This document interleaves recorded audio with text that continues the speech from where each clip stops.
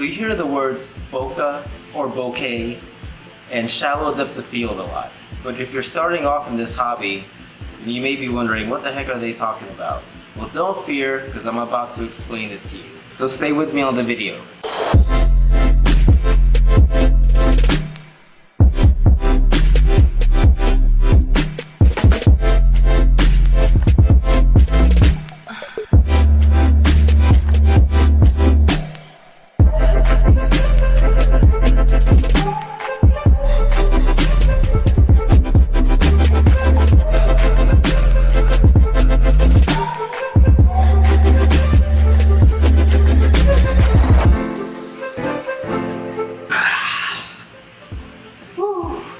Man, I love coming here sometimes. In case you're wondering where I am, I'm in the library of my condo building. And I feel like I don't come here enough. This is a pretty good place to record videos. So mental note, I may come down here more often to make my videos. So welcome to another episode of rants, reviews, and how-tos in my channel, John Ferrer. The topic of discussion today is going to be bokeh and shallow depth of field. What's the difference between the two, and how are the two interrelated?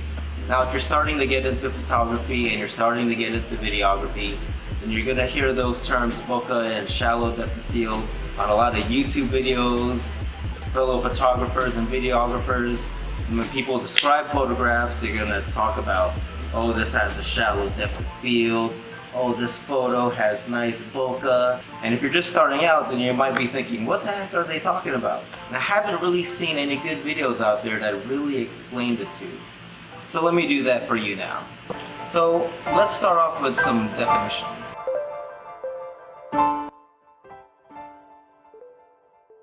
Shallow depth of field is a concept in photography where you're isolating the subject of your photograph while blurring the rest of the background or sometimes foreground.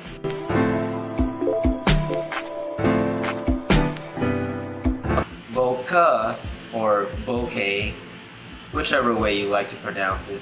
It's like when people argue Porsche over Porsche. Bokeh is basically the aesthetic quality of that blur. And it's usually defined by the quality of the points of light in the background that's being blurred. A lot of people judge quality of photography based on some of this criteria.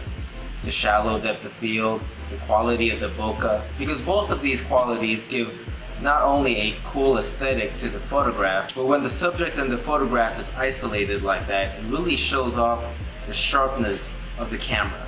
So the reason why it's called shallow depth of field is because the subject of the photograph is very shallow, and the remaining depth of the photograph is blurred out, so you can't really see what's going on. All the attention is brought onto the subject, thus shallow depth of field.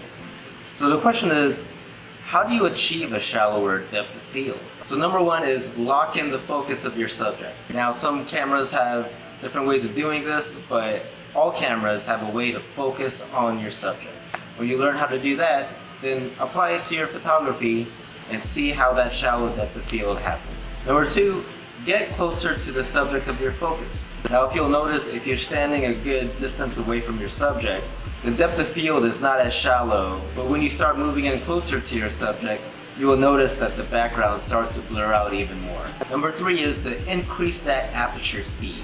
What I mean by that is, if your lens has an aperture of f2.8 or lower, get it down to that number f2.8 or lower. Basically what happens when you're doing that is the lens is giving the shutter a much bigger hole to allow light in to hit the sensor. And when that happens, it naturally produces a shallower depth field. Number four is to use a camera with a bigger sensor. The shallow depth of field is a big reason why photographers like to purchase full frame cameras, meaning full frame 35mm sensor cameras. Because of the large sensor, it naturally brings in more light into the photograph, combined with the larger optical frame advantage that a full frame camera has over an APS-C or a Micro Four Thirds camera. So naturally, a full frame camera will have more shallow depth of field than an APS-C camera. The APS-C camera is going to have more shallow depth of field naturally than a micro four thirds camera. And a micro four thirds camera will have naturally more shallow depth of field than a camera sensor from, like, let's say your smartphone. But it doesn't mean that you can't get shallow depth of field in your smartphone camera. It just means that the bigger sensor cameras are going to naturally have the shallower depth of field. But with your smartphone, you can get that shallower depth of field. You just follow suggestion number 2, which is to zoom in on your subject. Great, so now I know how to get a shallower depth of field. But what about bokeh? Again, bokeh is the aesthetic quality of that background blur, usually defined by the quality of the points of light in the background blur. And if you've seen a lot of professional level portraits, then I'm pretty sure you've seen what I'm talking about. And these points of light come from various sources. For example, neon lights in the background or distant sunlight in the background. You figured out by now that the way camera optics work is that it picks up light. Really good bokeh has that nice, round, creamy, smooth looking points of light that really stand out in the portrait. So now that you know what bokeh is, how do you achieve it? And the answer to that is do everything that I mentioned about how to get shallower depth of field and use a really good lens. And particularly I'm talking about prime lenses. Not the ones that come with your camera, it's the ones that you buy from the camera store or Amazon. And prime lenses are usually at a fixed focal length. One of the most popular prime lenses to get as a first-time prime lens is the Nifty 50 or the 50mm lens. Now these Nifty 50s are so cheap. They usually come in at around $150, give or take.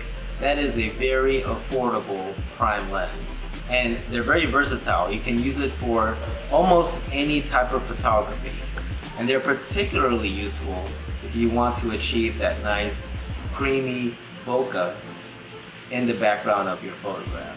And then after you gain experience in using the 50mm lens, then you can go on to buying more prime lenses, such as a 75mm lens or a 35mm lens. There are very nice telephoto lenses out there that give really nice shallow depth of field and bokeh. And throughout this video I was talking about photography, but shallow depth of field and bokeh also pertain to videography. So anyway, I hope this short little video helped you out in understanding what shallow depth of field and bokeh is. So if you have any questions on these topics, feel free to comment down below. I don't have a lot of followers right now, so it's guaranteed that I will respond to your question really quickly. See, I'm cooler than those big time YouTubers who won't ever get to your comment or question. So yeah, thank you for watching my video. If you like the content in this video, be sure to hit that like button. And if you want to see more content from me, be sure to smash the subscribe button. And also hit the bell icon if you want to get notifications whenever I upload something new. This channel is about creatography, photography and videography used to express yourself. I got more vlogs, videos, and how-tos coming your way, so stay tuned for that. If you're subscribed to me, then you're on the right track. So until then, I will see you on the next video. Deuces.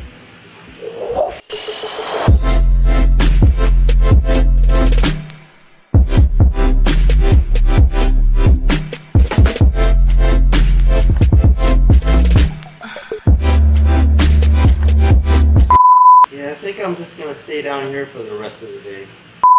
And if you've seen a lot of professional level portraits, then you've likely seen what I've...